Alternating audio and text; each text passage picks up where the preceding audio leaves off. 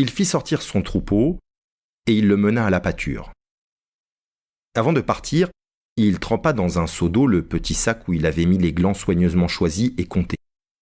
Je remarquai qu'en guise de bâton, il emportait une tringle de fer grosse comme le pouce et longue d'environ 1,50 m.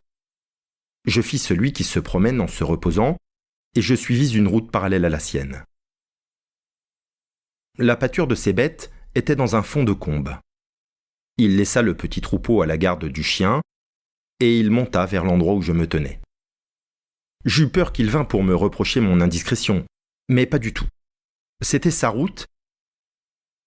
Arrivé à l'endroit où il désirait aller, il se mit à planter sa tringle de fer dans la terre.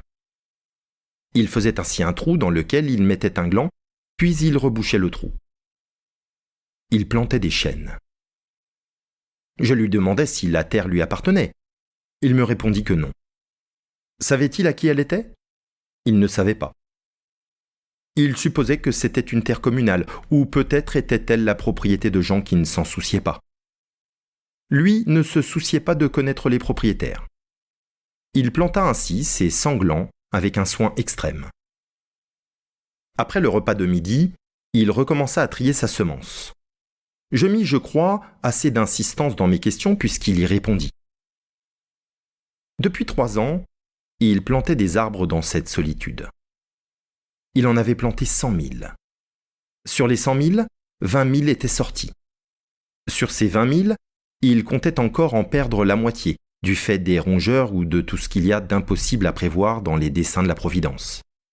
Restaient 10 000 chênes qui allaient pousser dans cet endroit où il n'y avait rien auparavant. C'est à ce moment-là que je me souciais de l'âge de cet homme. Il avait visiblement plus de 50 ans. 55, me dit-il. Il s'appelait Elzéar Bouffier. Il avait possédé une ferme dans les plaines. Il y avait réalisé sa vie. Il avait perdu son fils unique, puis sa femme. Il s'était retiré dans la solitude où il prenait plaisir à vivre lentement, avec ses brebis et son chien. Il avait jugé que ce pays mourait par manque d'arbres.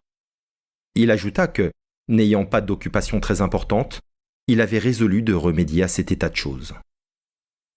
Menant moi-même à ce moment-là, malgré mon jeune âge, une vie solitaire, je savais toucher avec délicatesse aux âmes des solitaires. Cependant, je commis une faute.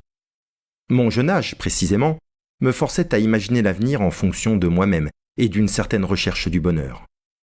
Je lui dis que, dans 30 ans, ces 10 000 chênes seraient magnifiques. Il me répondit très simplement que, si Dieu lui prêtait vie, dans 30 ans, il en aurait planté tellement d'autres que ces 10 000 seraient comme une goutte d'eau dans la mer.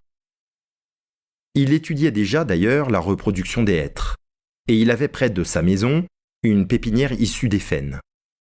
Les sujets qu'il avait protégés de ses moutons par une barrière en grillage étaient de toute beauté.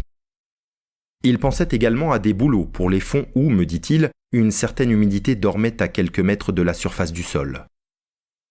Nous nous séparâmes le lendemain.